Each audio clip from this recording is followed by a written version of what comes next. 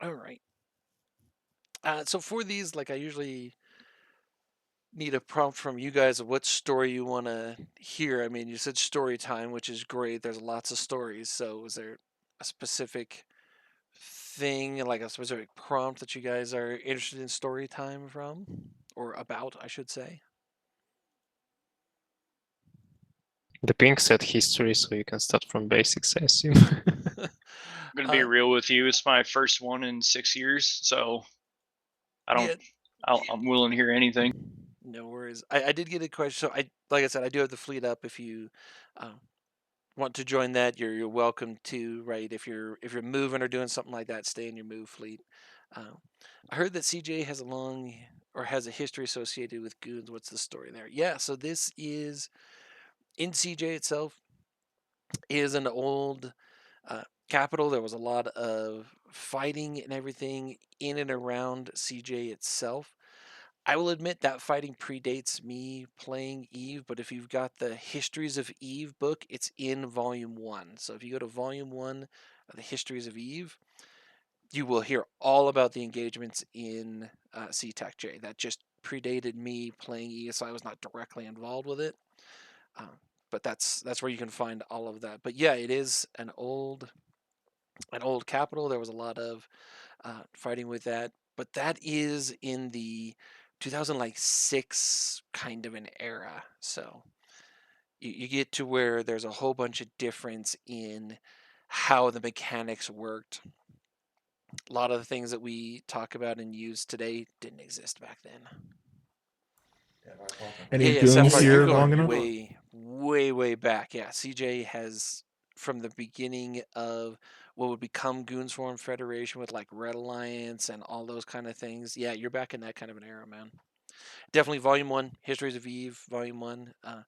Not like I get a cut from it, but if you guys have not gotten those, there are two of them. There's a Volume 1 and a Volume 2. They're really well written.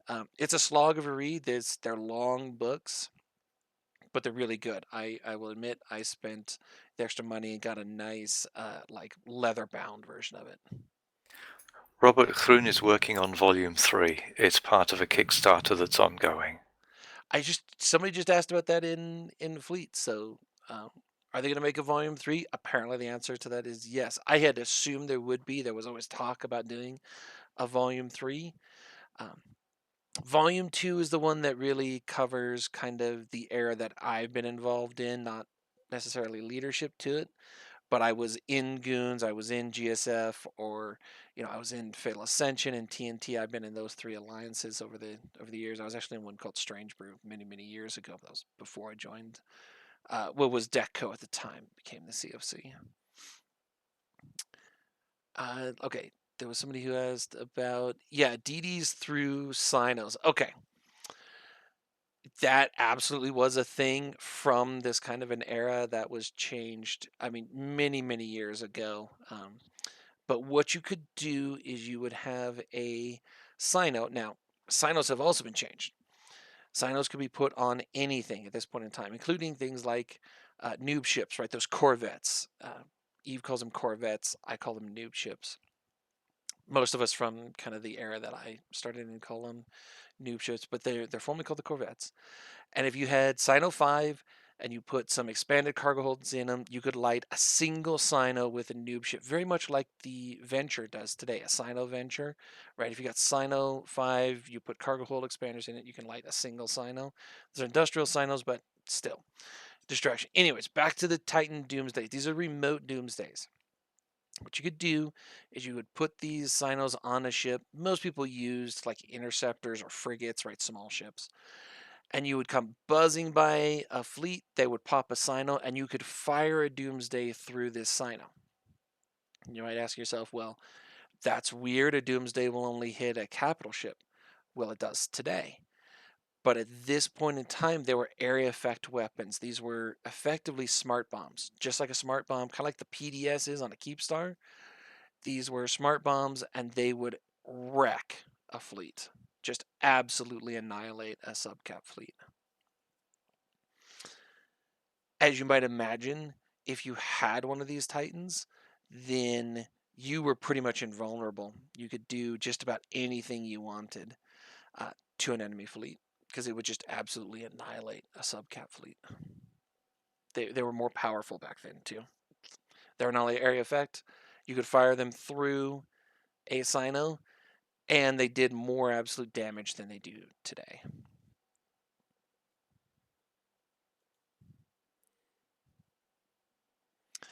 Mike Jack, I like that. Used up to tank your battleship to tank 2 Doomsdays. For some reason, no one had 3.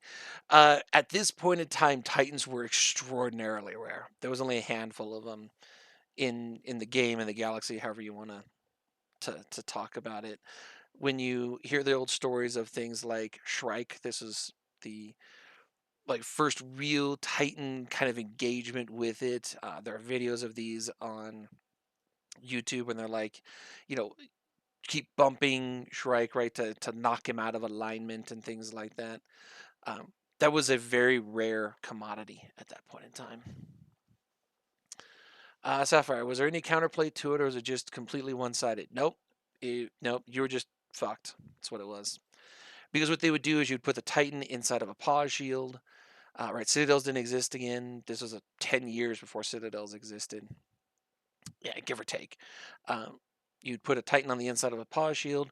They would kind of nose their nose out of it so they could fire, quote unquote, fire the Doomsday, and that was it. And they could actually fire it through a Titan. Yeah, that was eventually nerfed as wow, that is a long name. Captain Ron Paul W.S. Anderson. Jesus, dude. Yeah, they did eventually nerf them. The next big use of Titans is what a lot of people refer to as tracking Titans. And at the time, a Titan could have its guns on it, just like it does today. It's not like they don't have the guns on it, but you could track subcaps super easily with them. And so you would just put a couple of Titans onto the field, and you would just mow down battlecruiser and battleships. Super, super easy. You could, in theory, track frigates with them as well, but that's literally the time when Goonswarm started, and the old meme was, our ships cost less than your ammunition. Right, if you're using a tracking Titan and you're popping frigates, your bullets literally cost more than their ships do at this point in time. So tracking Titans is a 10 to 15 year ago thing. I can't remember when they nerfed the tracking Titans, something like that. Right, Somali. Yeah, Somali existed back at this point in time. That was, as we were talking about, the idea of like Shrike and the early Titans. He was one of the early Titan having people, whatever you want to call it. Owners. Sorry, Con, I missed that. What was that? Owners. Yeah, owners. Okay, sure. That would be the word that Ranger was reaching for there, but Ranger and words. It's like Ranger and toes, really. Hey, at least I'm not as bad as Hyper, man. And that was a cold-blooded move there, Dirt. Fuck you, buddy. Hey, It's good to see you, man. How you doing? Wasn't Shrike and Sermale the same person? So Shrike is the name of the alt, right? The name of the character that was flying the Titan. And so Sermale was the name that most people associated with him. So he was the leader of the group. But it's just like, Asher doesn't just fly Asher Elias. He's got a whole bunch of alts. It's the same thing back then, man. This is you've got to think. You are reaching back at this point 15 years, more than 15 16, years. 17 years now, I think. Yeah. This is an era in which we had what we called coffined Titans. So you would have an alt, and all it would do is fly a Titan, because you couldn't dock it anywhere, you couldn't take it anywhere unless you had alts. So Somali was the leader of Band of Brothers, and his Titan character was Shrike, and the Titan was called Steve, and these were all separate entities that were in certain places at certain times. Literally, like, we used to train characters only to fly a certain thing, because you couldn't switch from being in a Ragnarok to being in a Raven in the same way as you can now. It just didn't exist as a function. Yeah, so let me step back because everything that Dirk just said there is 100% true. Let me step back from one thing. So what do we mean by that? Citadels didn't exist then. You had outposts. These were constructed by players in nullsec. They became the faction fortizars. If y'all remember in 1DQ, right, we had our Dyson Sphere faction fortizars. Those are the old outposts. Those were converted to. Those are equivalent to NPC stations at the time. Yep. Yeah, they were. Yeah, they were also called. Well, the eggs were the thing that made them. Yeah, yeah. So, what did you do if you had a super or a titan at this point in time? There's no keep stars. You would use a pause, a player-owned starbase. Some people call them sticks. Some people call them towers. They're formally named was by CSP was pauses. Most of us call them sticks and towers.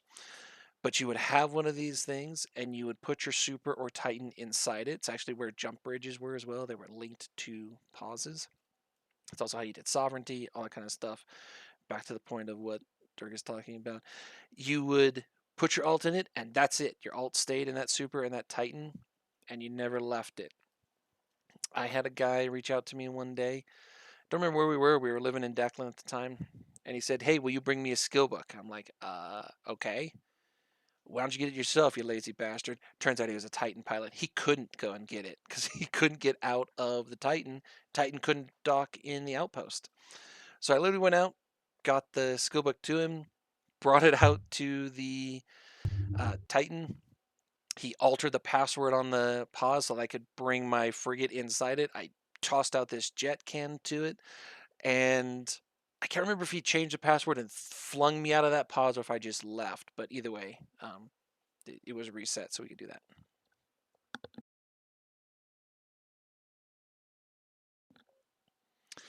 Yeah, transferring stations it was not something that I ever dealt with between friendly entities. I've shot a huge number of them.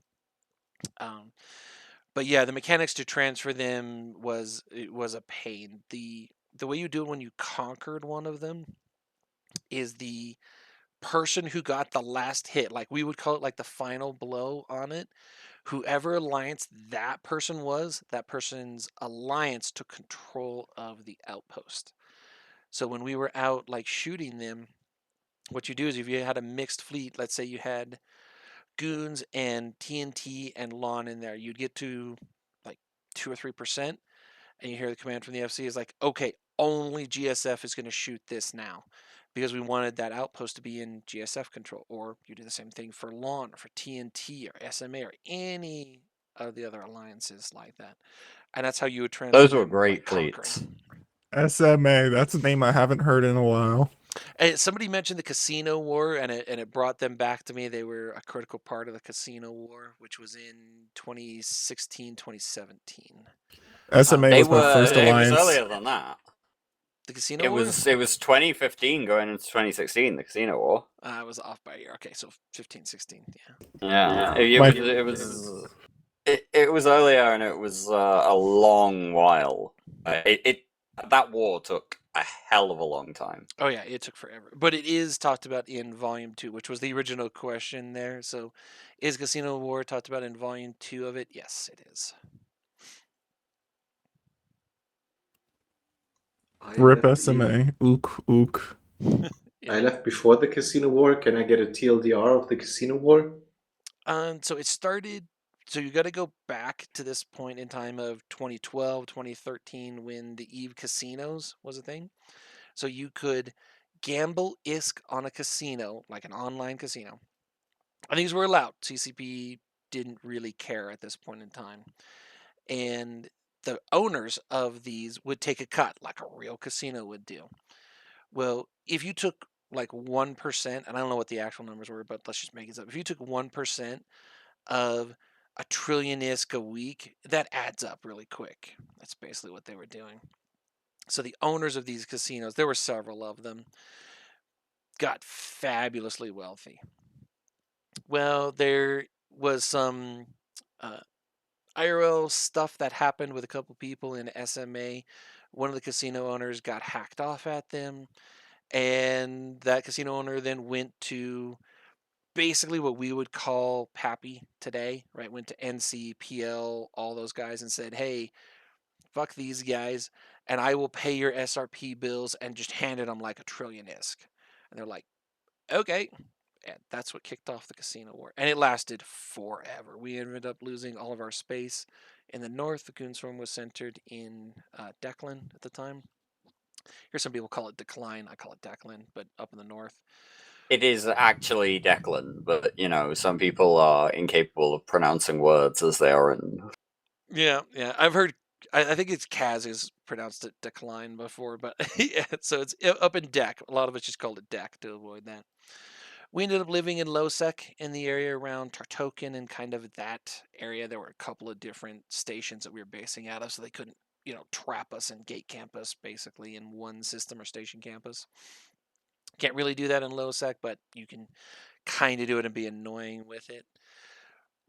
From there, we eventually moved down to occupy Delve, and as most of you all know, we stayed in Delve for just a little while. Not terribly a long time, but a little while. We ended up Hey, only like fucking 8 years. 9 like, years. Well, whatever. Yeah, it was 9 years. We yeah. calculated it out. Yeah, it's crazy. It But was, yeah, it that's was where one of that came those things that I had a moment the other day, Ranger, where I was like, I've been here to see the entire Delve story arc, and like that's a moment that you go, right. Yeah, I was doing one of these, one of my first ones of these, I think like Mark III or something like this, and Zintage was on, and I mentioned how something had been done just a couple of years ago, and Zintage was like, dude, that was like 10 years ago. It's like, shut up, Zintage. Yeah. But he's not wrong, but when you do this long enough, a few years ago stretches out a pretty good amount of time. And yeah, that trillion ISK that I'm talking about, that was a trillion ISK in like 2014. The inflation in EVE is an absolutely real thing. You all have seen it if you've been playing the last few years. That was a trillion ISK back then. And I'm making up that number, but it was in that neighborhood. I don't remember the exact number, but it's something. I mean, they were handing money over pretty regularly. This was a war that started basically kind of mid to late 2015-ish, probably around about August, September time, and lasted through till effectively like It was a solid year. April, May of the next year. Yeah, it was basically a year. And then, yeah, like once we kind of got settled in Delve, funnily enough, I was on the other side of a lot of that in 2015, and then joined Goons once things had got settled while we were still in DTAC-W in 2017. Yeah, so there was a And little then- typo there in Fleet. Yeah, the 15 build, like 20 build Titans, that was the Delve time unit with Rorquals. That occurred later. But Plex was quite a bit cheaper at this point in time during the war. And it was also, again, we're talking the Casino War in there. And it was a single unit. A Plex was also called a GTC at game time code. And it was 30 days. It was 30 play time days was one Plex. They were broken up when they made Aurum and all these other kinds of things into the Plex that we know today, where it's 500 Plexes a month of game time. At this point, it was one Plex. So if you Aurum see somebody was lost, previous, like Aurum was happening at the same time as we had a single Plex, because you would pay Aurum to be on the NAS. But yeah, And there was well, no one you Plex break a is- Plex into Aurum, and then Yes. when they redid it, what was Aurum became the new Plex. Is the way that went. Oh, did they And give there- people that back? I honestly don't remember. It's too long ago. I was gonna say then there was the fact that there was no Plex Vault. No, yeah, that Oh, did yeah, not no. exist back then. So if So you you go had- back and you see, I think this is where you were getting ready to go with that, Con. If you go back to this point and you see somebody had like 10, 20, 30, 100 Plex in their cargo hold and they got ganked in Jita, that's a fuckload of money. Multiply it by 500 and you get current Plex numbers. Yeah. So there was an alpha, however, clone grades exist. I was talking to somebody about these the other day. Oh no. Clone grades was a thing. So were there alpha clones? The answer to that technically is yes, but not as you know them today. So there was no free thing. It was, you know, you paid your either recurring real life money one, or you used the singleplex to it, and then you would have to upgrade your clone to cover a certain number of skills with it. And if you forgot and got potted, you would lose some of those skills. And there was I've heard it as any of them who was on comms with me here remembers, you would hear somebody just groan / scream on a fleet after they got potted because they forgot to update their clone. It used to happen a lot. And it was a nightmare. It was complete bullshit that CCP got rid of years ago, years and years and years ago. It was basically insurance for your skill points, and you would pay for insurance up to, 20 million skill points, 50 million skill points, 100 million skill points. And if you forgot to pay for it and then got podded, you would lose a percentage of your skill points. If it is kind of the mechanism. It was yeah. 10% of the difference between your clone grade and wherever you were is kind of how that worked. So like FC5 it was in fact all more the time. expensive. Yeah, the more expensive, the higher the SP character you had. Yes, absolutely more I expensive. remember this. Yeah, it was terrible. It got to a point about 20. I mean, I think we were in the casino war, or maybe we were deployed somewhere else. But like, I stopped flying frigates. I wouldn't go in the TACO frigates and TACO fleets because my pods were so expensive. Not because of implants, but because of the clone grades. So I shifted over to like cruisers and battle cruisers. I had cap ships and shifted over into that piece as well. T3Cs originally, yeah, so the Tech 3 cruisers had a similar kind of thing with it. Yeah. You died, you lost a level. Oh yeah, you would lose one level because there were 5 subsystem skills. You would lose one level of one of those 5. And it was another one that was a 2 or 3 week train. I'm trying to remember. Was it 1 week for level 5? I think it was 1 week. There was like it was like a 5-day train if you wasn't that were bad. not. I would actually see that mechanic come back for T3 pilots as long as T3's got a buff to be equivalent again, right? Like, because T3's a pretty shit right now. Yeah, it was because you had 5 skills, so if you did all 5 of them, it took just over a month, but each one was like 1 week. So if you lost to level 5, you go from 5 to 4. But if you only had it trained to 4, then you'd go from 4 to 3, and you're like, all right, whatever. Let me go to bed. I'll train that skill up. But yeah, it used to happen a lot. It wasn't only the pods that were expensive. You had to. I think I did it 3 times that I killed my own jump clone. Because I jumped to a station where I had a clone with implants. Yeah, I've done that. So back in the day, this was changed again by CCP not too long ago. The clone one that he's just talking about was the most recent of all these changes we've talked about, where you could have more than one jump clone in a single station. Didn't used to be that way. You could have one. And so, as was just mentioned, I've done this. I'm sure Dirk and all of us have who are there. You like, oh yeah, let me jump to this jump clone. And it would pop up this really thing is like, you got a clone there. Are you sure you want to do this? You're like, yes. And then you'd go, fuck, I just killed a super pod or something like that. And yeah, that happened. Where have those implants gone? Yep. Yeah. That was it just super. That's of all of the things we just talked about, that one was changed the most recent. It's definitely a Citadel thing. I can't remember when that was changed. Was that 2018, 2019, somewhere around there? Yeah, I can't remember Something if it was like that. before Vietnam or right after, but we were in Delve. Yeah, I can't remember on that one either. Does anybody know on that I one? think I think it was before we got invaded.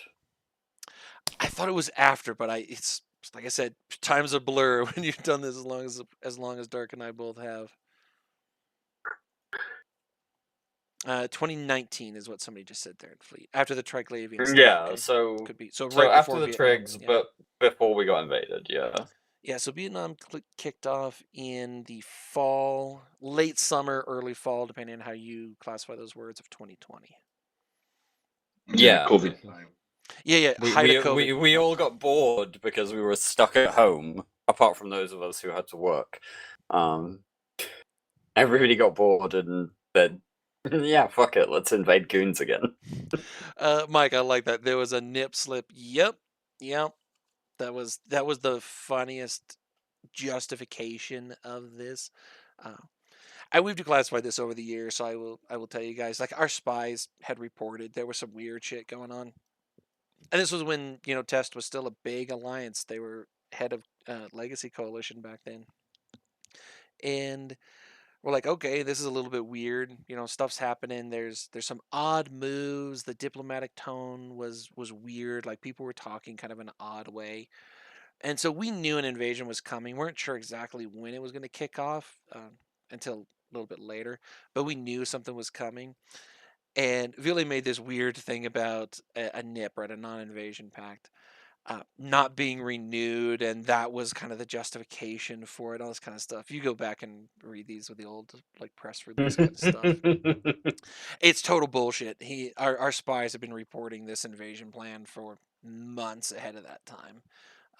But yeah. As somebody who was a diplomat at the time and read a lot of stuff, yeah, the nip slip was very much Vili trying to sell it to people like Pandemic Horde. Yeah, trying to sell it to Goblins. Yeah. We came back from deployment. Yeah. We had, so before that we had a deployment up north. In kind of the tribute area. A lot of us just refer to it as the tribute war. This is when drifters were kind of introduced, and they were in Delve and shooting our stuff. And we're like, man. CCP, what the fuck, man? Mittens was our leader at the time. He got pissed, and rightly so. Because if you owned a structure, what they would do is they would spawn those drifters, and the drifters would come and reinforce your structure. The theory behind it, and it's one of these things of, in principle, the theory is not terrible. The execution was foobar, as per usual, but the theory behind it was pretty solid. That there was a huge structure spam throughout the game, which there was, and the drifters would come in and shoot them, so the people had to live in their space. Okay, sure, but it was only affecting Delph, and like in our area, it was affecting Goonswarm in the Imperium only. Like, they never really hit anything else, and so it was a big kind of issue. Some of our guys got pretty good at shooting them. Kind of funny. Right. So first up, in that era of suddenly NPCs are attacking everything, the first thing that happened was that we all basically came to a non-aggression agreement across the nullsec ring. Nobody was invading anybody else. Everybody was dealing with their own space, and we went, well, nobody will take advantage of this. And there was an open letter submitted to CCP from basically all of the executors of the major nullsec groups. That happened.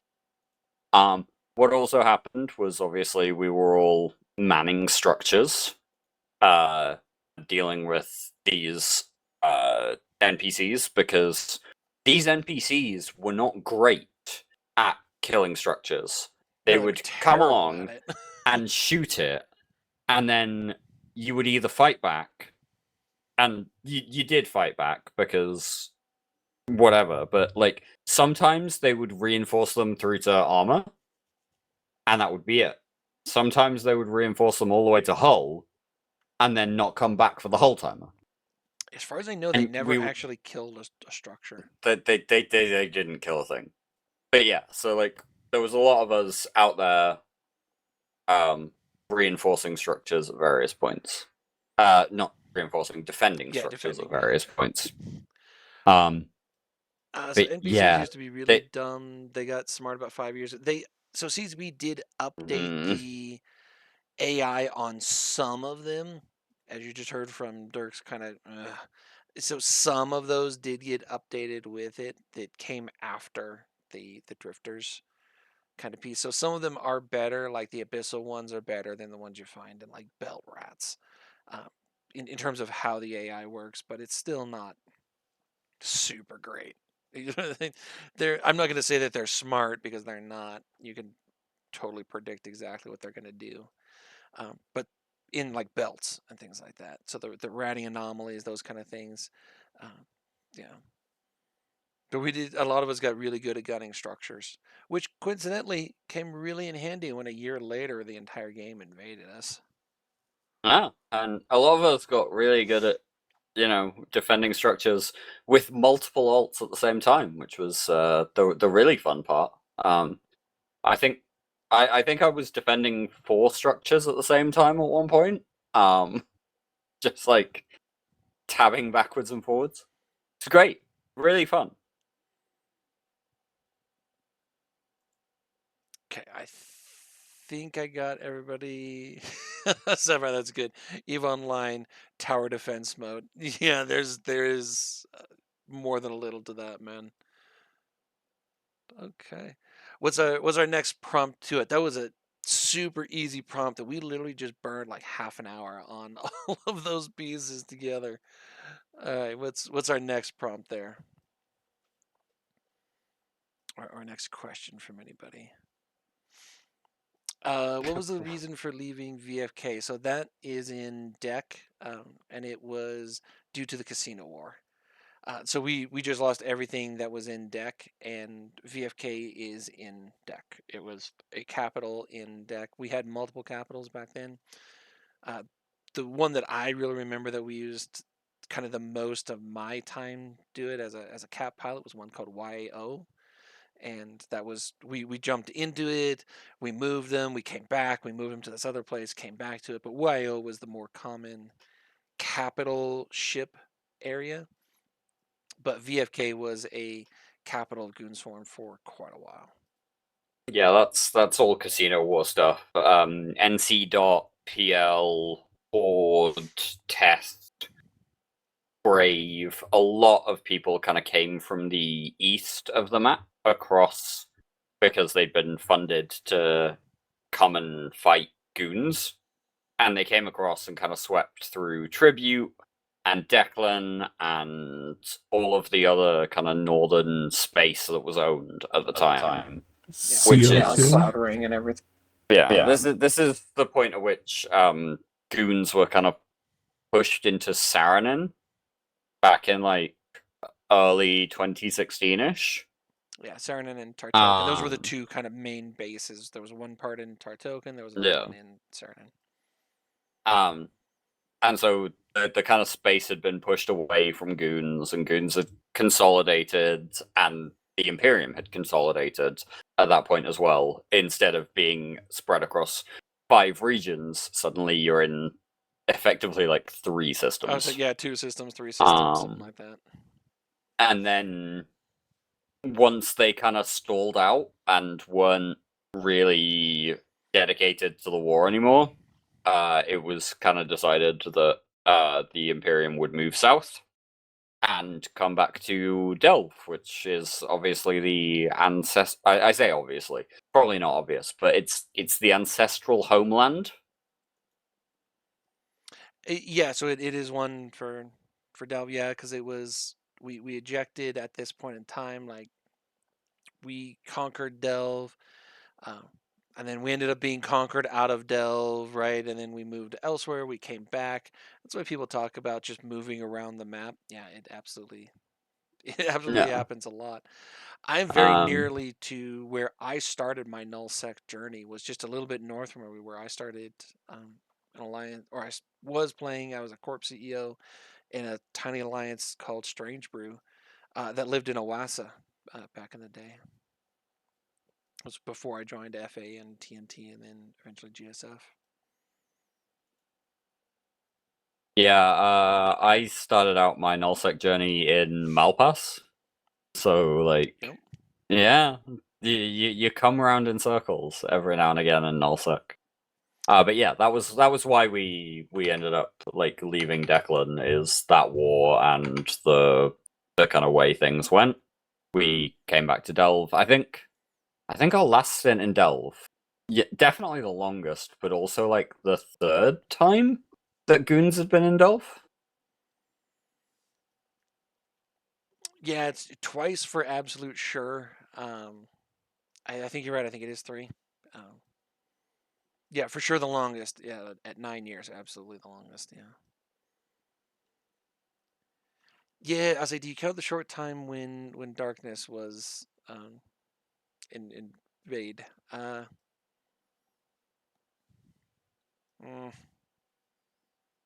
I'm not sure I would, but I think that's an individual question. So it's like, does this count? Does this count? Well, I mean, if you look at something where you go, all right, well, how many times did we invade Fountain? Let me give you that example. Well, the first one that I was involved with, that I was actually there for, was against an alliance called IT, right? The letters I and T. This was at the founding of the CFC. It was called DECCO before that. The IT Wars when the CFC was founded. And we invaded Fountain and we installed Test into Fountain. A couple of years later, we are invading Fountain to remove Test. It was the exact same region. We were fighting in the exact same systems. Yeah, so IT is a descendant alliance from Bob, from the old Band of Brothers. IT was actually run by Somali at that point in time. The whole thing came down. We eventually did. I shouldn't say eventually. We did win that war. The Fountain War against Test was a much closer affair than the Fountain War against IT was. IT did put up some resistance to it, but it wasn't nearly the Fountain War against Test was pretty brutal. That was crazy. That was an insane war. The Fountain War against IT was more like a cleanup operation. Like they were kind of there harassing. We shot a lot of pauses, a lot of SBUs, all that kind of stuff. The SBUs, sovereignty blockade units, how you used to be able to capture SOV back in the day. This is like 2-3 SOV systems ago you're 2. talking about now? Yeah, it's 2. Mhm. But 2 SOV systems ago is Baltics were big still then, yeah. more than a decade ago.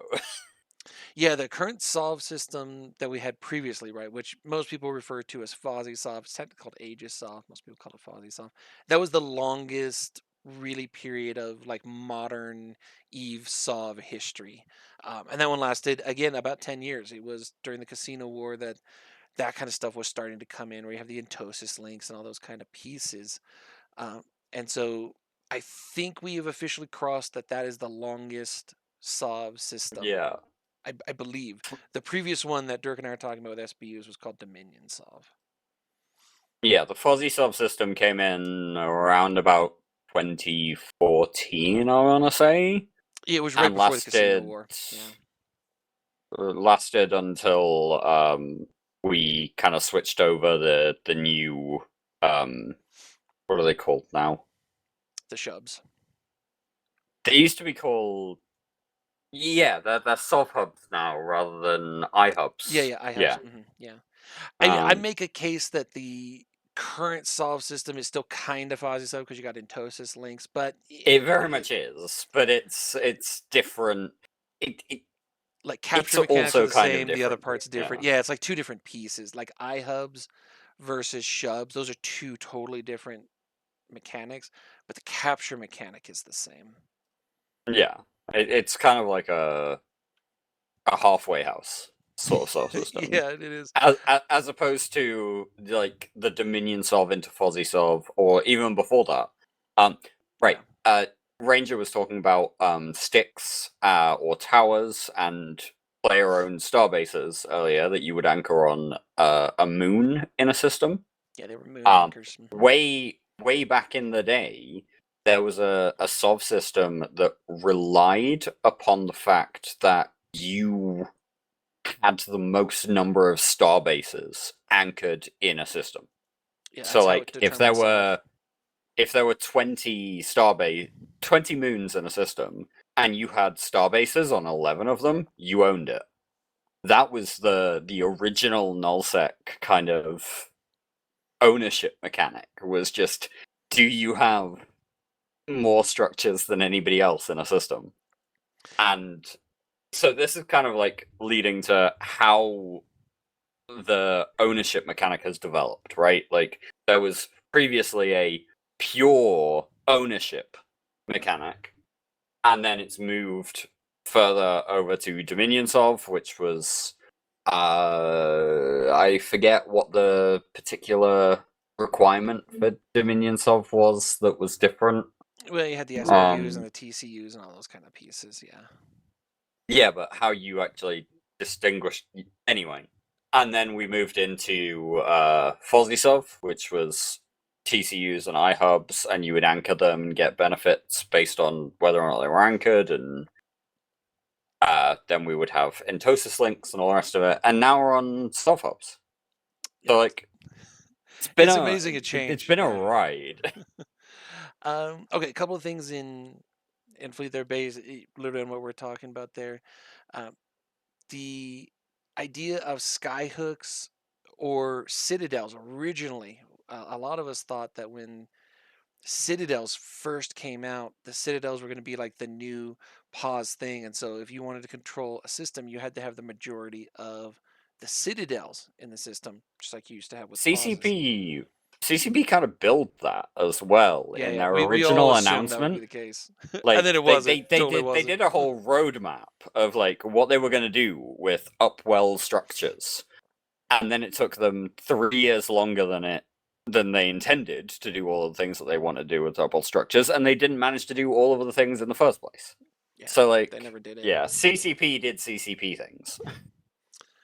And then so when the skyhooks came out, it was again, a lot of us, as was mentioned in Fleet there, thought that the skyhooks would again kind of be like the pause things, right? You would have those, and it kind of is, because you use the skyhooks to power some of the upgrades and to do all those kind of pieces, but it's not a direct thing. You got to go out and get them. That's why we had to expand GSOL into having the Sky Mules, the guys who go out and pick up all of that new crap that we have to have.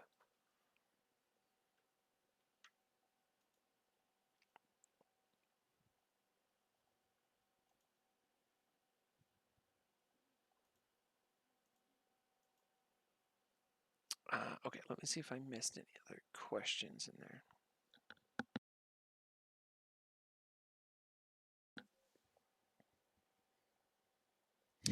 The player gate, yeah.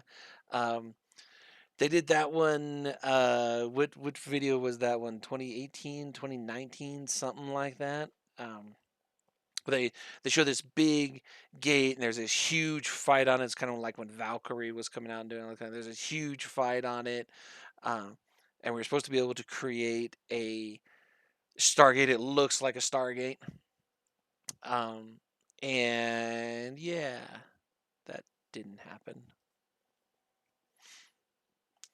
Around the time of WIS, I think you mean walking in stations. That occurred before the video that I just mentioned. That video was later. Yeah, walking in stations was around about late 2010, early 2011. It caused a hell of a lot of controversy. You know, if any of you have heard of Mittens with the Wizard Hat at the FanFest, that was also around that same era. It's when Monocle Gate came out as well. This Yeah. all occurred about the same time. There was about a year period which was just broken. Let's put it that way. Where is the relic, the actual wizard hat? I don't honestly know on that one, man. I don't don't even know he if anybody has still it, has it. Yeah. Oh, Blackout. Yeah. That. I guess this history is just going to be the times that CCP fucked an Nullsec. Yeah, Blackout. Okay, let's talk about Blackout here. This was kind of the same time frame with the Drifters thing. It was all done around the same point. And what they did is they made local in wormholes transition over into local in nullsec. So you wouldn't show up on local in nullsec unless you type something, which is the way it is in wormhole space. And what ended up happening, as Mach 1 is saying there in Fleet, is that subscriber numbers just tanked, just cratered into nothing. I was chair of classes at that point in time within university. And so we sat down and we were ready for it. We knew it was coming. We had infographics, we had techniques for everybody. So our numbers did take a hit, but it wasn't as bad as some groups because we said, okay, this is what you need to do. And we had, we had pictures, we were running classes on how to do it. Everything was there for it. Was it a disaster? Yeah, it was. Was it as bad for our They- people as it could have been? No, but it was not good. They telegraphed that one coming for a while, like before they actually implemented it, and it only took them 4 months from implementing it to going live on stage. No, this was a bad idea. Yeah, it That's was also a part terrible of disaster. that's also part of why CCP Falcon ended up leaving the company, just between us all here. But it was actually really one of those moments of like CCP did a CCP thing. And I don't know how many of you are F1 fans, but like there's a phrase within the F1 fan community of Ferrari doing Ferrari things, which is like they're going off with a really good idea and suddenly they make a decision that breaks everything for them for the entire race. And CCP did this a lot as well, because CCP had talked about changing the way nullsec local worked. And one of the ideas that CCP had talked about was making it part of a SOV function, where you had to have a specific SOV upgrade in a system in order to have immediate local, or people would show up in local maybe 5 minutes after they entered the system. Yeah, I think it was 5 minutes. And yeah, sounds right. like these were ideas that were being thrown about, and actually nobody in nullsec was against these ideas, because we were there going, oh hey CCP, you want to like change the way nullsec works a little bit, you want us to have to like put in a little bit of effort to have the same level of safety that we have now. We're all fine with this. This is all sounding pretty good. And then suddenly CCP turn around and go, hey, so we're going to impose wormhole mechanics on you. And the entirety of nullsec goes, no. Yeah, it was a total disaster. It was one of those bits of like, if you'd actually talked to us, if you'd actually worked with us, it would have gone well for you. But you didn't work with us, and you kind of came down with the hardest possible sledgehammer. We are not okay with this. So yeah, it was a bad era. It was a bad few months when CCP did that. That was definitely rough.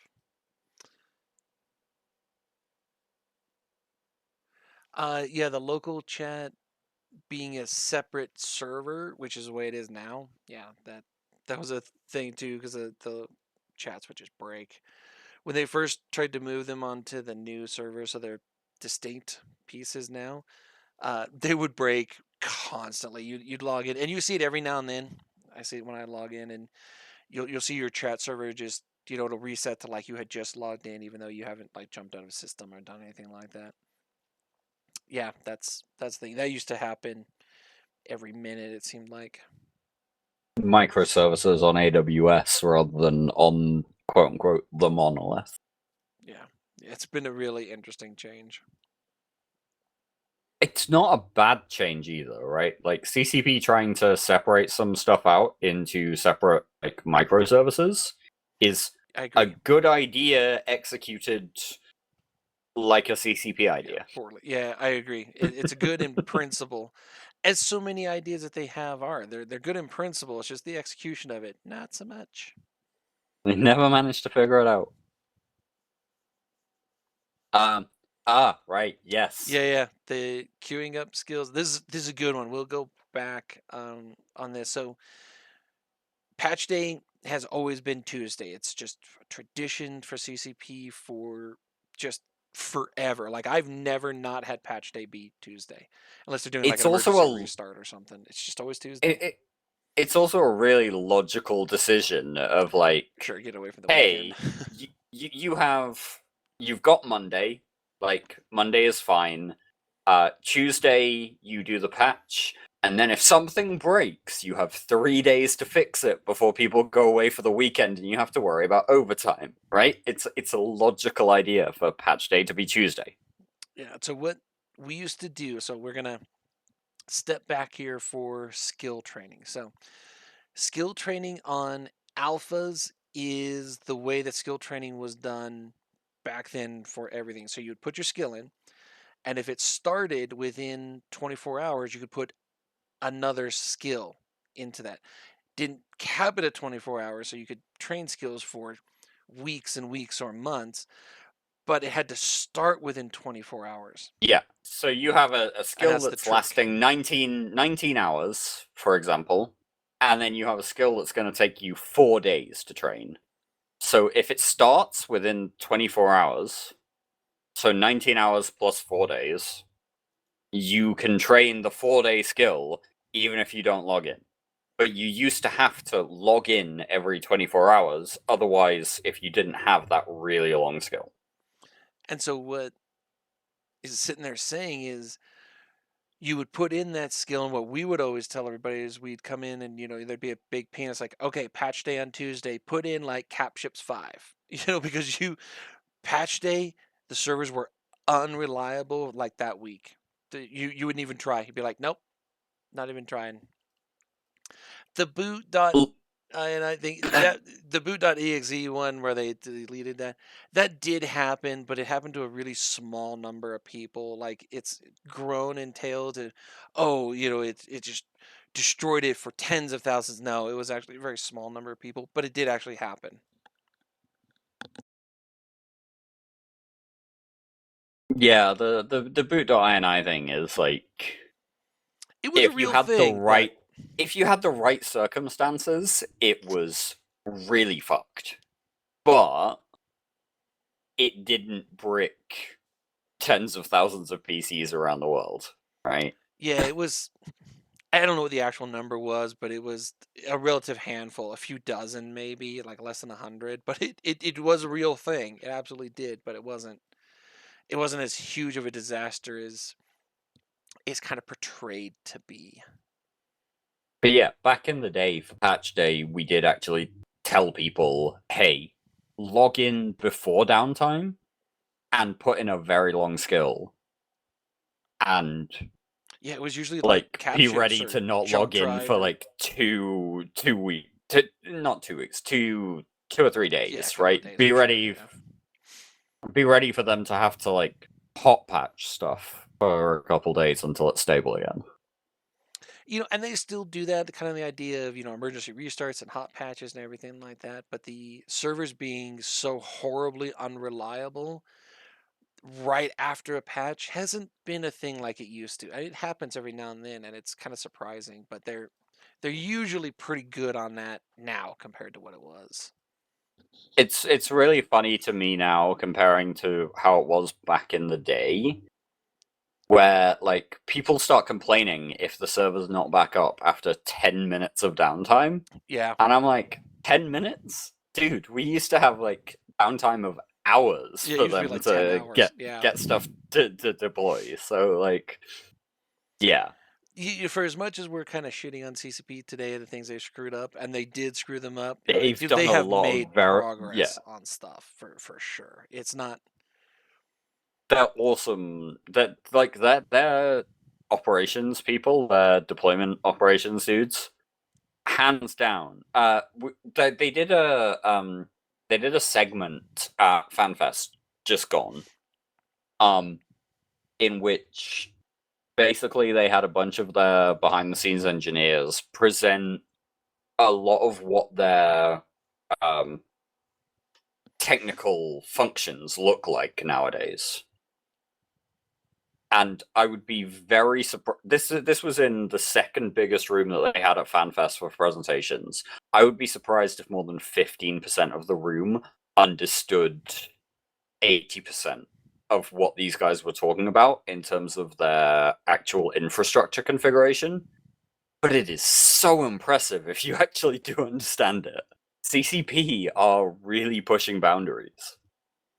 They just aren't pushing boundaries in the right way, I Yeah, guess. it's not necessarily the best, the most visible ones.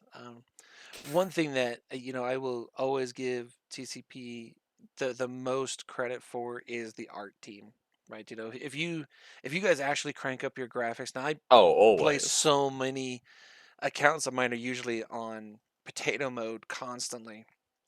But if you crank it up, like really crank it up there, guys, if you get a chance to do it, Eve is so pretty. The art team, those guys and gals, they hands down, the art team. I don't necessarily sometimes like the models that they've got, but when they sit down there with their paintbrushes and do it, those guys are incredible. They're just some of the best things you see. It's such a pretty game to do. It's just one of those cases to where I tend to run so many clients. I'm like, nope, potato mode on everything, because I just have so many of them open. I mean, just quite frankly, take a look at the inside of a hangar when you're docked. Yeah, you dock up, crank your stuff to max on the inside of your hangar. It's nuts. That is just, it's just so incredible. It's just such a pretty thing just inside, and then you undock in some of the areas where you've got the nice nebulas and everything. Oh man, They have done so much good work. So much.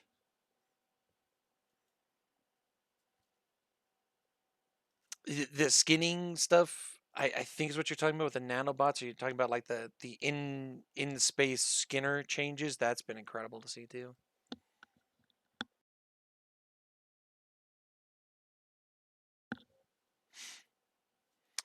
One that I remember that was so funny was back in the day. We're gonna go back again to 2013, kind of an era with the Drake fleets that all of Nullsec was using back then, Oh, and no. missiles were just killer to computers. And I remember one of the fan fests, and I can't remember which one it was. It's either 2013 or 2015. They did a big update on how missiles were calculated, and they actually showed at FanFest on the screen. They're like, okay, here's missiles right now, and we're all sitting in the audience. We're like, yeah, we know what Drake Fleet missiles look like. And they're like, here's the new version of it, and you could actually see like individual missiles, and they were tracking them across the screen, and the audience went nuts because they had improved the processing on it, or lower the requirements, whatever the proper phrase would be, on your system. And it was incredible because not only were the missiles actual things that you could really now see, but they were taking up like a tenth of the requirements, the system requirements to it. So they made them look prettier and then lowered the system requirements too. It was incredible. And then we started moving away from missile doctrine into projectiles and lasers and things like that. But yeah, back in the day, Drake fleets absolutely a thing. You'd get hundreds and hundreds and hundreds of Drakes just smashing it out because missiles were all the rage back then. Then it went to help me on sequence there. I think it then went to projectiles. Then the next one was railguns. Lasers were always kind of around. They were always kind of in with all of them because they're a turret weapon. We went back to missiles for a while, and we're back into turret weapons. We're moving back into a missile doctrine itself. We've got a mix now. Right? We've got railguns and we've got missiles with things like, Feroxes and Rogues and RNIs and things like that. So we've got a mixture of those. The area you're talking about, the area you're talking about, we were talking about things like mixed Legion and Proteus fleets. That was a thing for a while there. Also, then Macarials, the kind of Swiss Army knife Macarials, which would refit from artillery to autocannons as needed, and mix up the mid slots as well for E-War stuff. That was all kind of that 2014 through 2017, 2018 era. Yeah. Um, Kinda name. I miss Yacht Fleet. Yeah, I did too. I miss it a lot. So why were they And called I Yacht say Fleet? this as one of the FCs who ran autocannon Macarials right up until the end. Everybody else had Oh, switched to artillery, and I was still fucking out with autocannons because autocannons was fun. Yeah, so why do they call them Yacht Fleet? So it was a meme developed by Mittens, as most memes are. You know, it's just something that somebody said, and it was like, oh, okay, that's good. Well, the story was basically that people were getting together on a yacht, and so the FCs were on a yacht when they came up with this idea. It's not actually true, but there was an actual yacht involved with it. But it just became a meme, and so it's like, oh, we'll call them Yacht Fleet.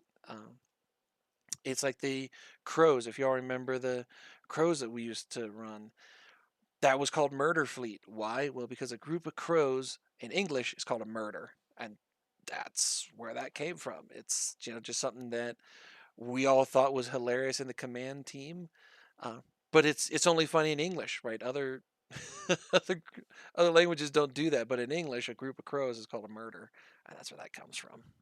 So it's weird, stupid shit like that comes from.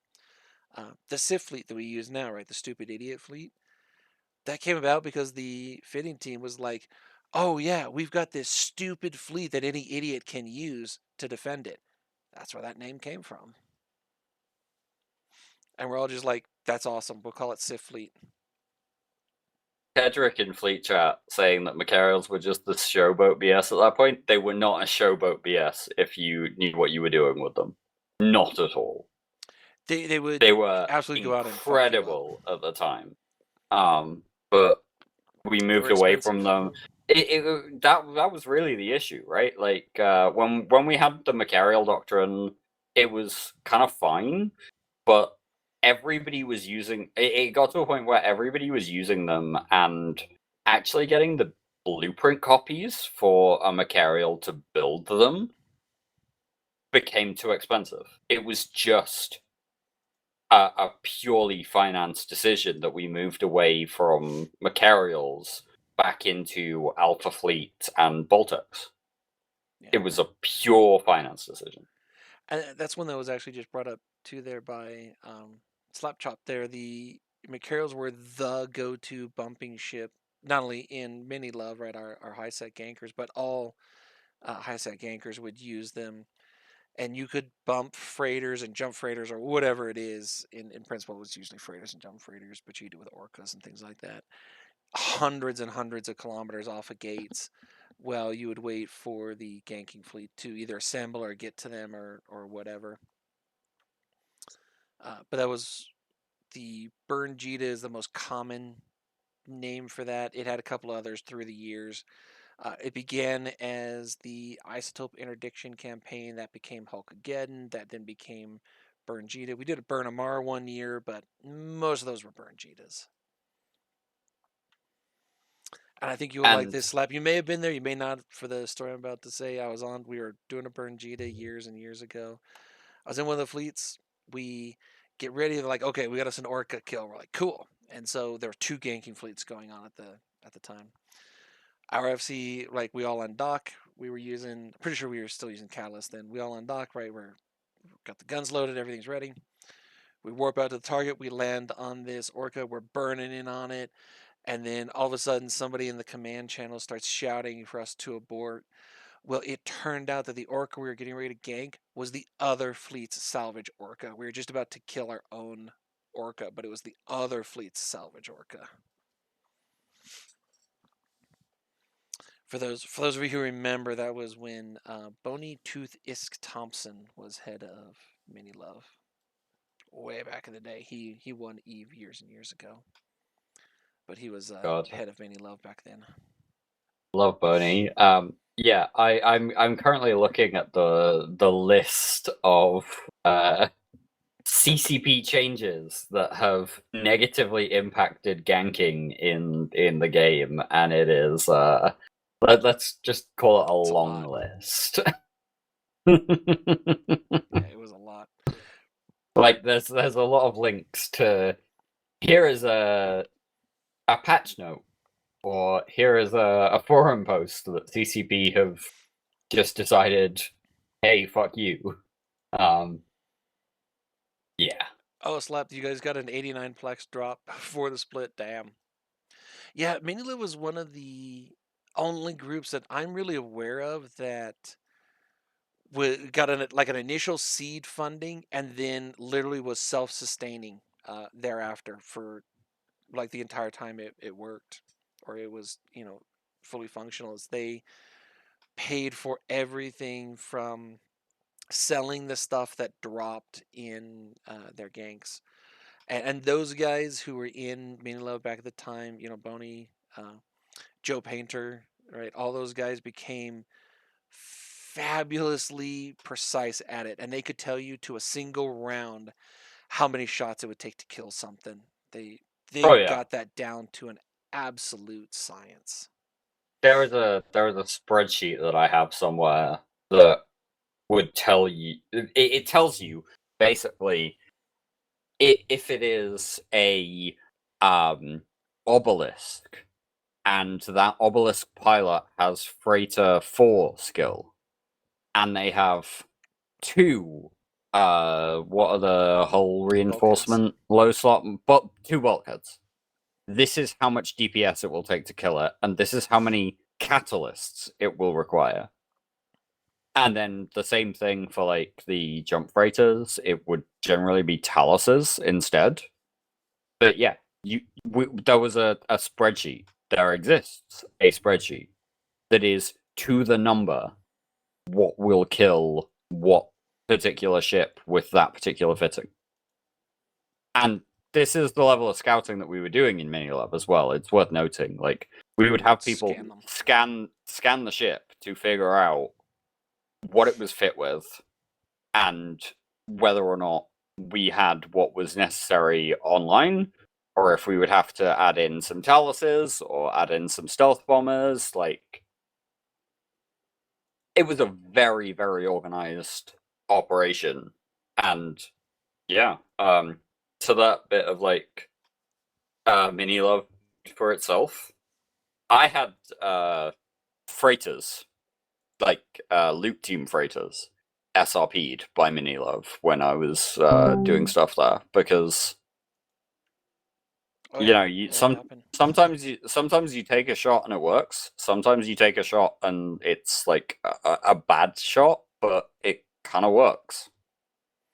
And so the freighter dies, but you end up getting some of the loot, and you pay for the freighter out of it. Ganking used to be, before CCP really targeted it, an actually incredibly fun, just part of EVE. Oh yeah, I mean I've been ganked. Anybody who was around that point has. I want to get to a question there. So, is there any way to scout the pilot skills? No, there's no like scanning of the skills with it. Before injectors, you could get a rough idea about somebody's skill level by how old the account was, because most people trained about 1 million skill points a month at that point in time. But with injectors, you can't tell. And if somebody was in an NPC corp for like 9 months, is that because they were inactive, or were they around doing stuff? You'd look at kill boards and things like that. But you can't go and say, oh, well, they've got freighters 4 on this or freighters 5. You can look at the cargo hold to get an idea of that, because the higher the freighter skill level, the higher the cargo hold volume is. But like, if the freighter's empty, there's absolutely no way to tell, right? You can't look at it and go, oh, well, he's got 1.2 million M3 worth of stuff in there. Okay, that you can start to go, oh, okay, this would suggest a freighter skill level of this, because it does change how much you can hold. But if they've got like 100K M3, there's no way to tell, because freighter 1 will have more than that, so they're just running light. But yeah, the skills, there's no way to tell with skills like that, unless they had sold the character like on the Character Bazaar. Back in the day when you would do Character Bazaar sales, a lot of people would put the exact skill points and what all the skill levels were. So there were some ways you could kind of tease it out, but there's not like a character skill scanning module like there's a ship scanner. That there's not one for characters. It's not a thing. Yeah, as was just mentioned, like there you could kind of tease it out a little bit, but it wasn't like an absolute 100% kind of thing. We got a couple many love guys in there talking about how they would scout them and just check and see who is doing what. So something that people used to do is they would double wrap courier packages because in principle cargo scanners couldn't penetrate double wrapped couriers. That's what everybody was told at the time. And it was funny because that was not entirely true. But it was something that everybody knew, right? Quote unquote, oh, we know that if you double courier wrap something, then the high sec gankers can't scan it. They'll penetrate the first one to be able to see that, oh, there's a courier package in it, but they can't penetrate the second one. And it turned out that was not actually true. But everybody believed it was. And so people would also, the other thing too is, oh, well, I punched through like the first one to see that there's another courier contract in there. It's like, well, the only reason somebody do that is if for something valuable, and then you just get ganked anyways. So it didn't actually help. People thought it did, but yeah, not so much. Titan and super sitting alts, yeah, that was a super common thing. One of the best ways to get those guys, if you didn't want to pay somebody like Mac there to create one of those alt for you, is just you'd find somebody who had a dread or carrier. And getting from a dread into a Titan or a carrier into a super usually wasn't too bad, but they would sell for less. That was one way that you would do it, or that you could do it, I should say. Those were like an easy 7 to 10 billion character purchase. But this was also back in the day before skill injectors even began to exist. Yeah, injectors absolutely did not exist for the area that the era that Dirk is talking about. That Mach 1 is talking about. Skill injectors were not a thing. They were added much later than that. Then there was the bit where CCP said, "Hey, we're gonna introduce skill trading, but we're not gonna allow any creation of skill points, right? Like, you will have to extract skill points that you've traded or trained, and yeah, trained was the word there. Yeah, train. Yeah, you will have to train these skill points in order to be able to then put them on the market as an injector. And we were all there going, well, we didn't really like this idea, but I suppose if they have to be trained by a player, that's okay. And then, yeah, it took CCP about 18 months, maybe 2 years. Like a year. And then suddenly, like, login events were giving skill points away, and where they're going, hey, CCP, so that promise you made us that you have definitely not followed. But yeah, back in the day, you definitely could have had a carrier or a dread alt and sold it for some decent money. And this is something that when we talk about skill points, as Dirk just mentioned, like when you we're coming up on our Tuesday, right? Skill Point Tuesday in the NES. Free skill points from CCP. Skill Point Tuesday on a the fact that we call it Skill Point Tuesday is horrendous. Skill points from CCP was extraordinarily rare. The first couple of years that I was playing Eve, there was one big event, and this is when they got rid of the learning skills, and these were it was so stupid. There were 5 skills. There was one for each of the character attributes. There was one for, perception and willpower and intelligence, and you would train them to level 5. So you would train everything else faster. Well, CCP eventually got rid of those, and if you had trained them, they refunded those SP to your character. And it was unprecedented. It was unheard of for them to do. And every now and then when there would be, as Dirk and I had mentioned and a couple other people did, of, CCP would horribly break the update, the patch day. and Eve was unplayable for 2, 3, 4, 5 days. That did actually happen. You'd get some SP for it. CSP be like, okay, well, we know not everybody could log in, and you're like, I did. I put in my, Capship 5 skill, and they would give you a little bit of skill points. It was incredibly rare at that point in time, super rare. And you see it today, and you're like, oh yeah, we got some SP in the NES, or this. We just did the Eve anniversary kind of stuff for FanFest. They gave, I think it was like 600 something thousand SP. That's become standard now. It was unheard of in 2010 to 20, I don't know, 15, 16 when it injectors. We basically used to get 1 million skill points for a 3-day login outage. That's the sort of level that we're talking about. Never mind the bit of okay, now we have a login event where you log in for 7 days and get 500,000 SP. We got 1 million SP for 5 days of not being able to log in whatsoever. Yeah, and then again, those are super rare. But I mean, at that point in time, it was super rare to do that. You'd sit down and you'd be like, okay, well, the server's broken today. Hey, you think we're gonna get some SP for it? And the rule was 24 hours. You didn't get shit. It had to be more than 24 hours before CSP even started to consider it. This also links back to the stuff we were talking about earlier about Patch Tuesdays and setting up skills that would train for 3-4 days at a time because you didn't know if a patch was gonna break it.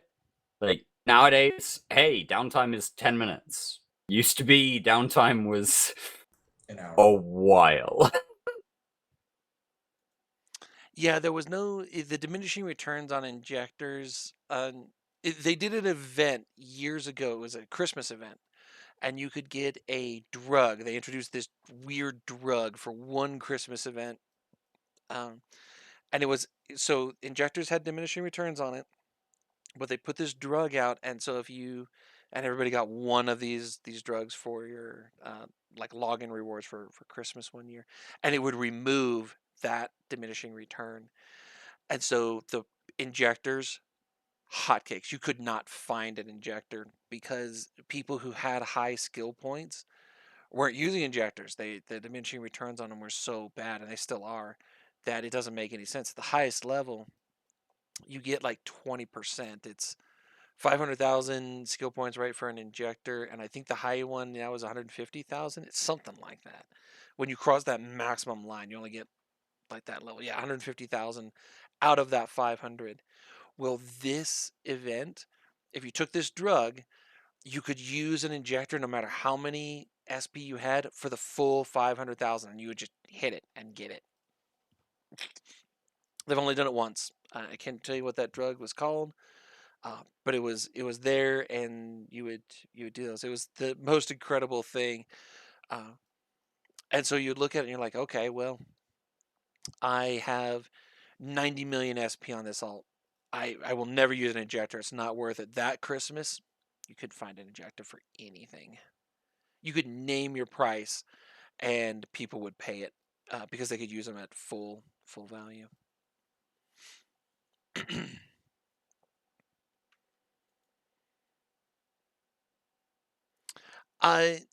Yeah, so Terry, so the last time we got SP for login issues, I don't remember the last time that actually happened. It's been years since that happened because they put them in they used to be in the daily login rewards. A few years ago it would cycle in, I think it was a 5-day sequence or something like that. And like one day would be an SP, and one day would be those ridiculous like one run ME0 blueprint bullshit, and some like booster and stuff like that. They got rid of all those and moved it so it's always 15K, and it resets on Tuesdays in the NES now. But it was variable, so you would look at it, and 1 week you might, and the color mattered. I think it was purple was the best one, and you get like 60K for it. And like blue was the worst, and you get like 10K, and green was somewhere in between. But they would vary on it. And so if you had multiple alts, you'd log them in, and you're like, okay, let me roll the dice. What am I going to get this week? And you would see it coming, and you're like, damn it, this alt really could have used a purple. But they changed that, so it's a straight 15K now every week. I don't remember the last time we got one for a login issue. If anybody remembers, please say so or put in Fleet. But it's been years since there was a login issue that gave SP. I would say it's like couldn't 10 put years. Something like that. It's definitely been less than 10. I think it's possibly somewhere around 2018 or so the last time we got SP for a login issue. Yeah, it could be. I mean, it's been long enough It's ago been that we're all like, a while. it's Yeah, happened. I mean- But shit if I remember when. And I mean, I don't know who's in the channel to kind of like be here going, hey, I only started like 6 months ago. What the hell? What the hell are you guys talking about with all of this like old CCP making decision shit? But I think yeah, it's it was probably just like no, I just 2018 mentioned or in Fleet so. there was the mass disconnect thing when all the servers kept dying. Yeah. I remember that. I think Dirk's right. It's like 2017, 2018. There were all those disconnects with it. I do remember that. Yeah, it took them forever to figure out why they kept happening. Yeah, Yeah. that's what it was. You're right. Yeah, absolutely, man. Yeah, at the beginning of the Abyssals. Yeah, because the Abyssals was when they introduced That would be around about 2018. Yeah. Yep. It's when they introduced the new rat AI control algorithm stuff, and the classic thing too. Whenever something doesn't work according to the plan, CCP will say something like, "Oh, well, it's the pause spaghetti code," and we're all like, "Okay, sure." It's also a little something to that, but it's kind of their go-to band-aid when the devs screw something up. Well, guys, we've been going about 90 minutes. I always try and keep these to, between an hour and 90 minutes. I'll do a one last question, and then I'm gonna go get some lunch because I've been in space meetings for hours. So, yeah, it was linked to the pause code. So blah blah blah doesn't work. Intended mechanics, mechanisms, absolutely. It's CCP's go-to thing. And to be honest, we allow them, like, nobody calls them onto the carpet for that. Not really. We used to. Nobody really does it anymore. It's just like, oh, it's pause code, teehee, and everybody just laughs and just goes, whatever. But any last question from anybody, or we'll call it a day here? Or prompt for a story time. We'll try and do a shorter story time on there. Because Dirk, I think between you and I and everybody, we've told like 3 stories today, and we've been going 90 minutes. But I that's came Eve in. for I you. came in relatively late. I will say. I think we've told like 5 big stories, and then answered a bunch of like little other history questions. But I do know that if I get started, I tend to go ramble for a little bit, and I know you do too. So yeah, Well, yeah, that I mean, wouldn't that's surprise me. Yeah, I'm not saying it is bad or anything like that, man. It's just that's the way EVE history works. Once you start getting into the what were we doing 10 years ago sort of question, where they're going, oh my god, it was 10 years ago. Yeah, then we all feel a little bit old, and we're like, damn it. I mean, yeah, the feeling old is certainly one of those bits that EVE's done to me. I'm not even that old, but I feel it. Well, I mean, I was, I like that. As I was saying, I was in my 20s when I started playing. I was too. I am no longer in my 20s. Jesus, you were 10 years old, dude? Fuck. Oh my god. Oh, no. Oh, no, I was old 10 years ago. Okay. I totally misread that. All right, now I'm with you. I am gonna date myself here and before I date myself, I'm gonna note that a lot of our colleagues, various people from the community, have told me that I seem like an old man in a young man's body. But I'm 29 at the minute. I hate you so much right now. And I am talking I am talking about Eve history with this much confidence about this many things. Yeah, it's a really interesting. I think we'll leave that. That's not really a prompt, but I think it's an interesting one when you look at the way that Eve has developed and what we've ended up with. If you guys ever get a chance to go to an Eve meet, like one of the big ones, you should. They're a lot of fun to do. We do a local one here in Denver where I live. We're going to be doing one in a couple of weeks. But if you get a chance to go to Vegas or Eve Amsterdam or Eve Down Under, I don't know if the Aussies still do Eve Down Under, but it used to be a really good time. Or so I'm told. I never made it to that one. Eve London, FanFest, any of these London's things. great. FanFest was fantastic a few Go months hang ago. out with your nerds. Yeah, it's so much fun to do it. And you'll walk around and you're just like, that is not what I pictured you are like based on your voice. Or you're going to see somebody and you're like, that is exactly what I thought you would look like. I will give you a for instance on there. When I met Rat Knight, those of you in Karma Fleet who are a little bit older remember Rat Knight. He's still around. He's okay. I've talked with him. Lovely guy. He Absolutely fantastic is dude. exactly what you picture when you hear his voice. He looks to a T exactly that way. And I've met him. He's been to Vegas. I've met him. Long time Karma Fleet guy. Good dude.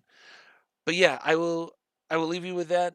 Go to an Eve meet if you are able to in your town or in your country or area, whatever it is. You don't have to travel international. If you can do it, those are great. But most Eve meets start as just a really simple thing. The one that we've got here in Denver started because there were 3 of us in Denver. And we're all like, we should get together and have a beer. We're like, yeah, we should do that. And that became our first Eve meet was 3 people. That was it. It was me, Sniper, and Klexos. For those of you who know those names. And then we started finding that there were more Sniper? and more people. Sniper Eagle. All right, yeah. Because like there's a Yeah, lot of people fair that point. could be. Yeah, there's a number of them. Yeah, Sniper Eagle. And that's how it started. So you guys have a good rest of your day. Enjoy your Sunday. If you missed any of this and want to listen to it later, I will be uploading this onto YouTube, and it'll be there. Where's Klexos? He's okay. He's in Texas. He was doing pilot training, so he's good. I will admit I haven't talked with him in a couple of months, but the last time I got an update from him, he was doing good. He's in Texas. So if you know his voice, it could very well be that you get on a plane and he is the actual pilot, and I'm not sure I would stay on that plane. Actually, he's a good guy. So He'd give goon people free tickets, right? It's family and friends. not for you right now. Yeah. He doesn't like you. But Damn. He's in my club, at what do you mean he least like doesn't a family and friends discount, right? No, you can give family and friends free tickets if you're a pilot or work for an airline. Yeah, you absolutely can do that. You On used to be able to years ago. On the topic of Eve meets, real quick, worth noting that here in the UK there is an Eve Leeds meet somewhere kind of central the UK. If you're in the UK, it is in fact. I couldn't let you slide on that. Yeah, but like it's one of those bits where Leeds is a little bit further north. Probably not worth traveling to for people who are on the continent. But if you're in the UK, there's an Eve Leeds meet happening at the end of August 30th. And then there is an Eve London happening November. Where's my Discord for this one? God, you end up with so many Discords for all of the things. Now this is a good one. While you're looking for that date, Sapphire, I like that. I'm just gonna read this for all of you who are not in the fleet because it's pretty good. He'll know you're a goon because the boarding gate is red and y'all board anyways. Absolutely, that is true. That's a good one. I like that, Sapphire. That was good. Did he say jump? Sapphire I'm says sorry, London jump? is 1st of November. Yes, London is happening the 1st of November. If you want to come along, London is a great meet. It is, in fact, one of the inaugural Eve meets and has been happening basically every year since the word go. This is where PosFuel was invented, for those of you who know what PosFuel is. If you don't know what PosFuel is, are you still recording? Yeah, I am still recording that. Because Yeah. I am quite happy to read out the list of ingredients for a PosFuel mix. All right. What you We'll will- end with we'll end with a real life pause fuel. Yeah. All right. I'm good with that. Let's do it. All right, guys. Right, Here is your so- pause fuel mix for the future. What you need to do is take a bucket of ice or a fishbowl, if you have a bar that will understand what a fishbowl is. You will generally need to order these amounts of alcohol on your own. You will pour into this bucket of ice or the fishbowl 4 shots of vodka, 4 shots of chili sambuca, 6 shots of blue curacao, 4 shots of lime vodka, 4 shots of cherry sours, 4 shots of peach archers, 2 270ml measures of Blue Wicked, 1 250ml can of Monster, 500 milliliters of fresh orange juice, and 500 milliliters of cranberry juice. All right. Well, If that you sounds like do you're it gonna die. right, if you do it right, it will look like dirty dishwater, have an off-gray color, and smell and taste like a bag of Skittles. I thought you were gonna say it's gonna smell like turpentine and be like, yeah, that sounds about right. Oh no! It smells and tastes incredible, but as you read the list of ingredients, you go, "I'm sorry, what?" Yeah, it's pretty much what I was just saying. But yeah, All right. I think we'll end this on is that a one. mixture that That's a was good one. made 15 years ago, and it should be at every meetup.